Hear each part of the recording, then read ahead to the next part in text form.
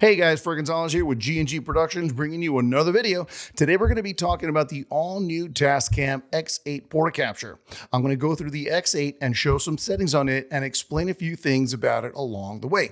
I'm also going to be using a couple well-known mics hooked up to it to see if you can tell a difference in sound quality, as well as using the X8 by itself so you can get a sense of what the audio sounds like coming directly from the X8 itself. So without further ado, let's roll the intro and get right into it.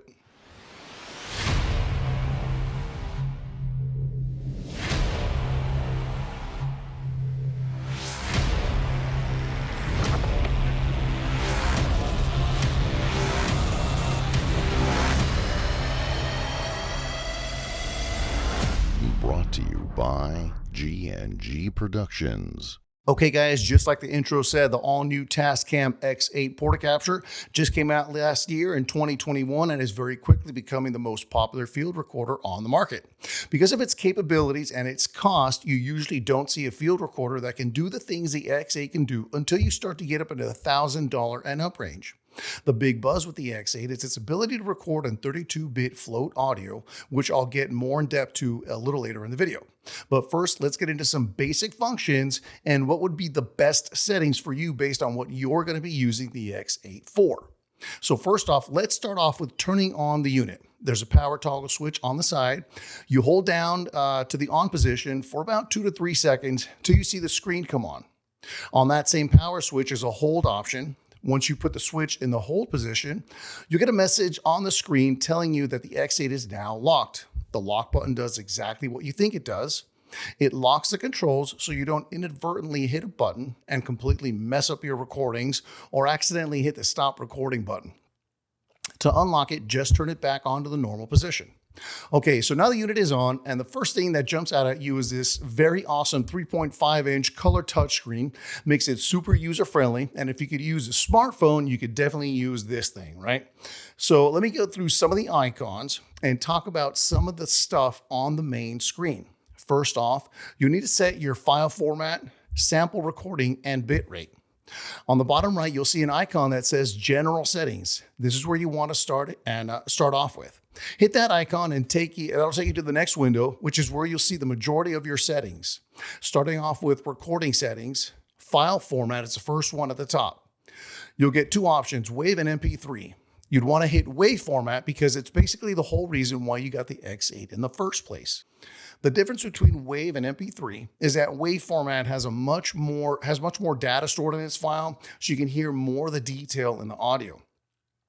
So if you're recording music, you would definitely want to use the WAV format. It's uncompressed and lossless, making it much larger in file size than MP3.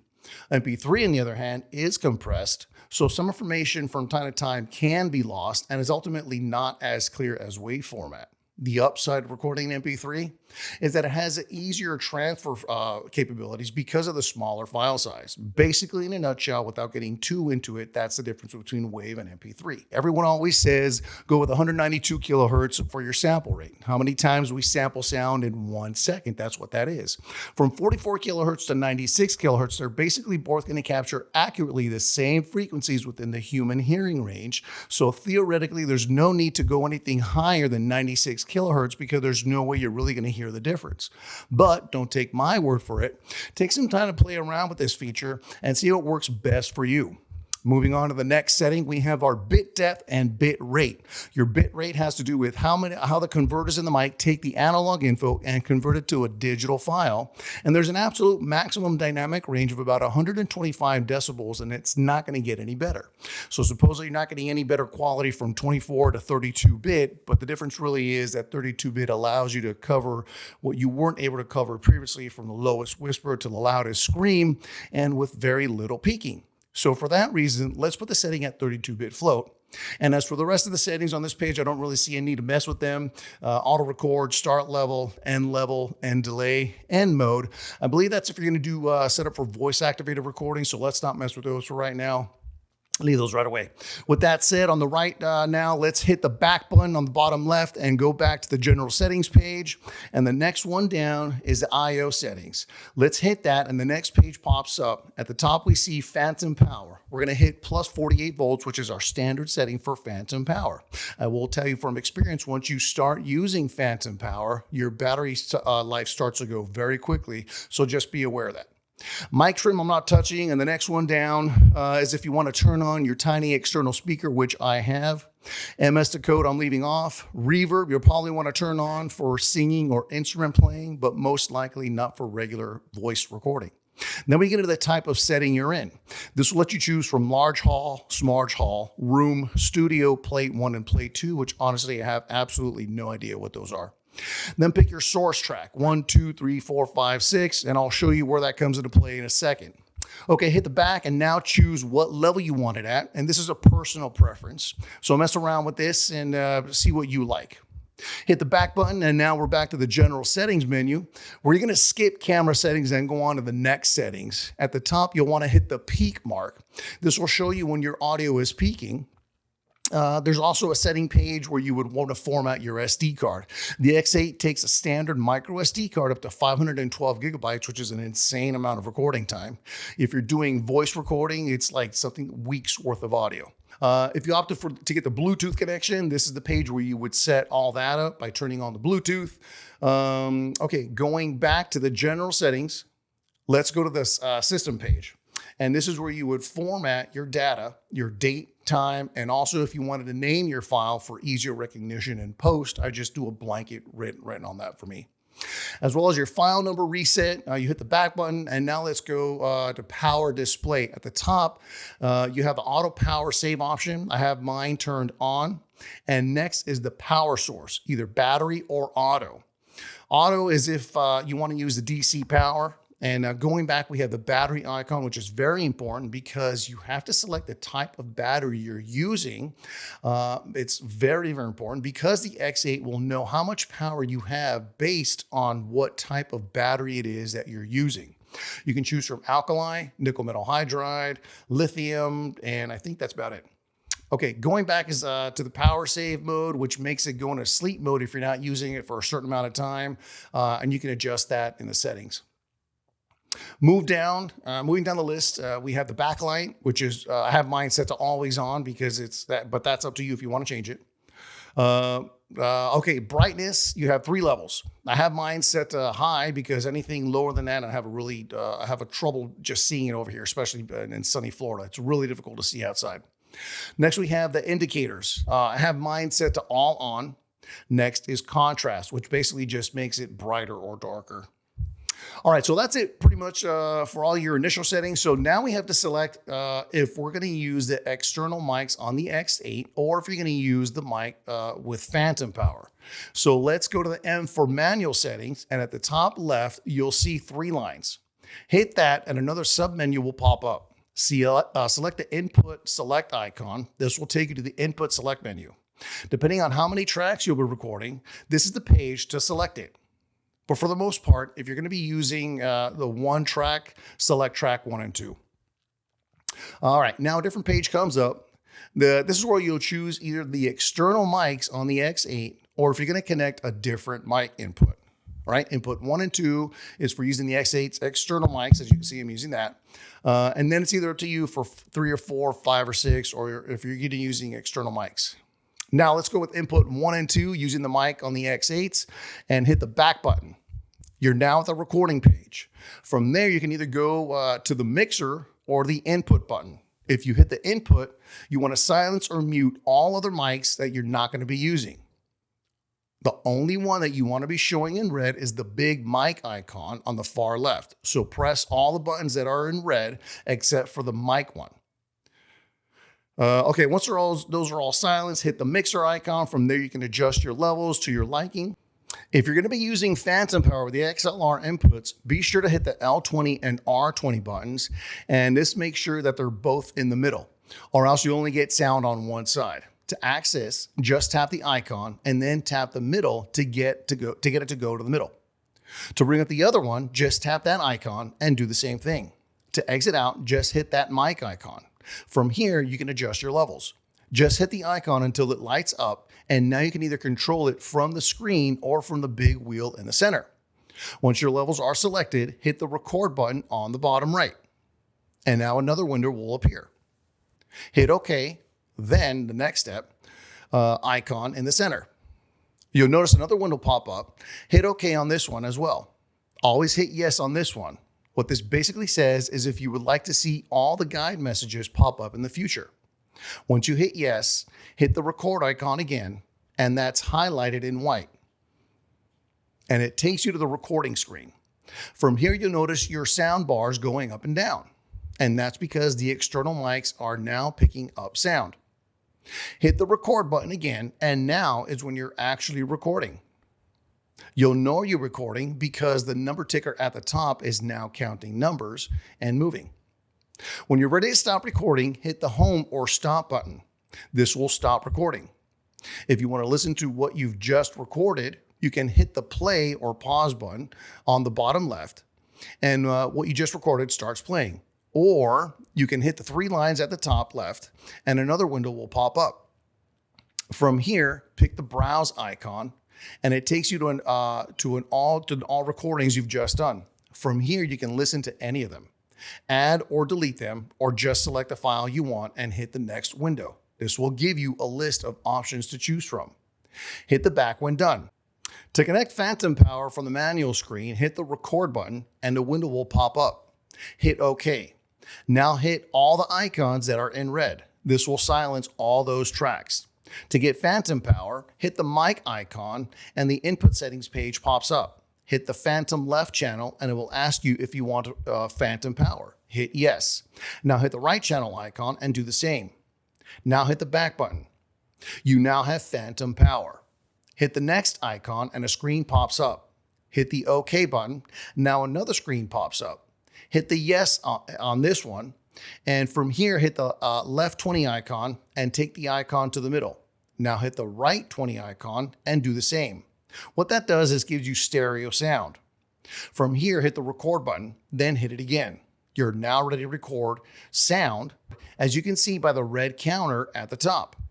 But you'll notice it's not ticking. Hit the record button on the bottom right to start recording. Now you can see that the number counter is ticking. You're now recording. When you're ready to stop, hit the home or stop button, and that stops the recording. Another method for recording voice is by going back to your main screen, known as the launcher screen, and selecting the icon with the blue mic. From here, hit the record button, and you can see that the mics are hot. Hit the record button again to start recording. You'll know it's actually recording when the counter at the top starts moving. To stop recording, just hit the home or stop button on the bottom left. Again, hit play or choose browse by hitting the 3 lines at the top left to review your recording.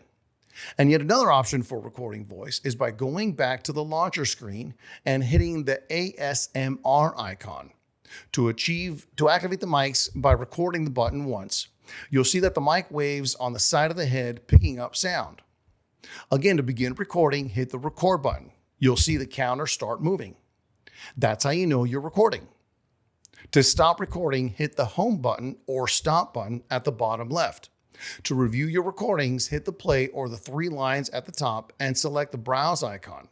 Hit back and the 3 lines again to go to the launcher. And yet another way to record voice is by going to the other mic icon in green.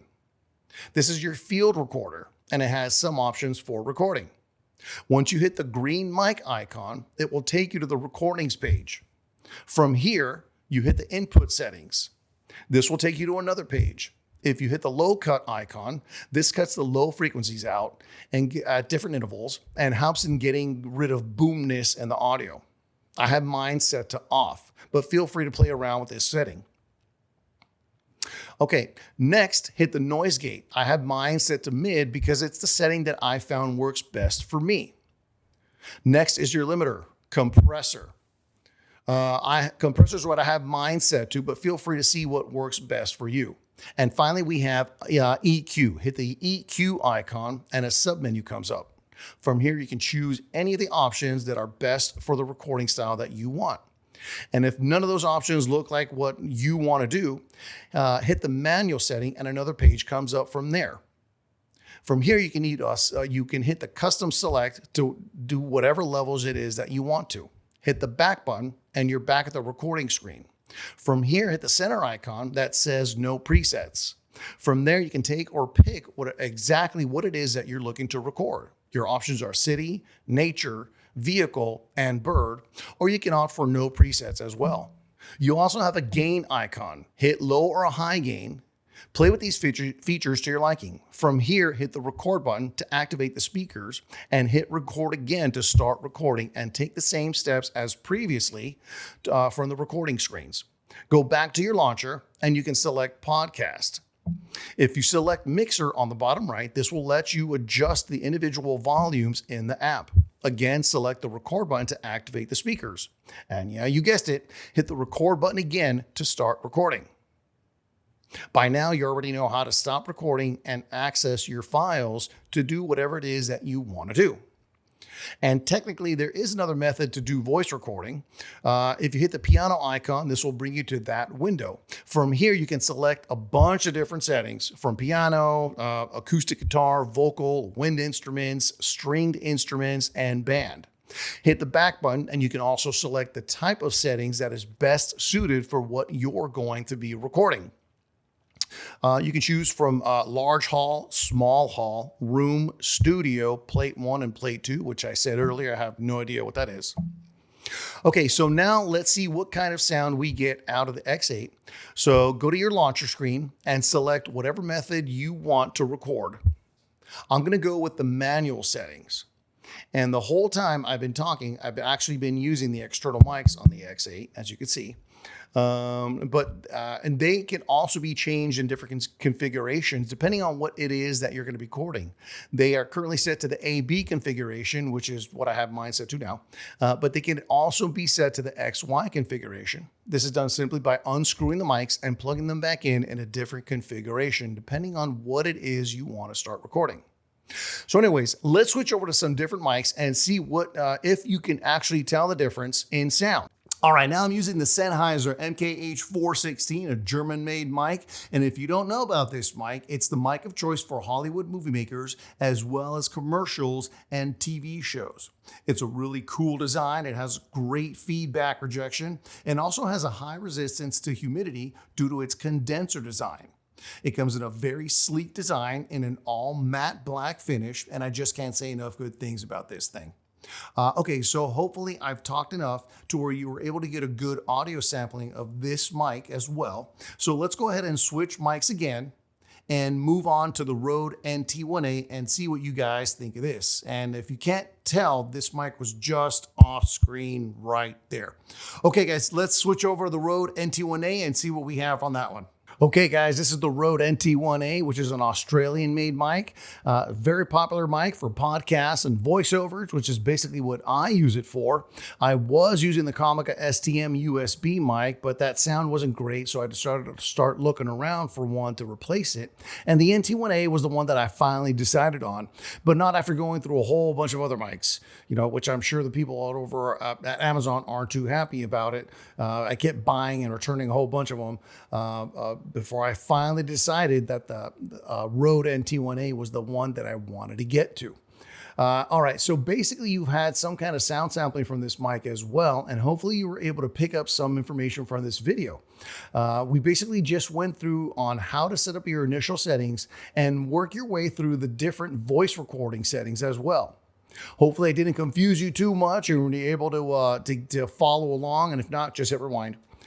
So that's about it, guys, for sorry for the long video on the X8, but it did need some time to explain all the different settings that it has. You saw for yourself, it was quite a bit. But anyway, guys, thanks for watching. I really appreciate it. Hopefully you're able to use some of this information. Please don't forget to hit the like and subscribe button. And as always, your comments are welcome. Thanks for watching. This is Fred Gonzalez with G&G Productions. Until next time, we'll